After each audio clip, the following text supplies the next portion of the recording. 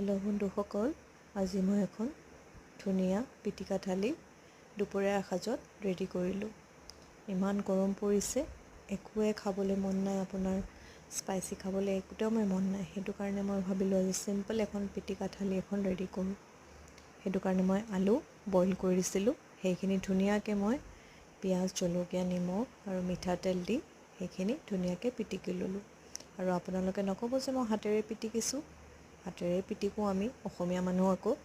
তাৰপিছত মই ল'লোঁ অকণমান ৰঙালাও, এডোখৰ আছিলে সেইখিনিও মই বইল কৰি ল'লোঁ। সেইখিনিও ধুনীয়াকৈ মই পিঁয়াজ, জলকীয়া দি নিমখ দি পেলাই পিটিকি ল'লোঁ। সেইখিনিও মই ধুনীয়াকৈ ৰেডি কৰি ল'লোঁ।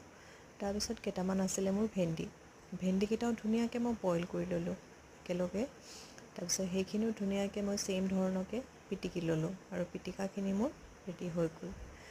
তাৰপিছত মই এটা কৰিলোঁ বিলাহী এটা মই বইল কৰিলোঁ। বিলাহীটো মানে গৰমত আপোনাৰ কিবা এটা টেঙা খাবলৈ বিৰাট মন যায়, সেইটো কাৰণে মই বিলাহীটো ধুনীয়াকৈ বইল কৰি ল'লোঁ।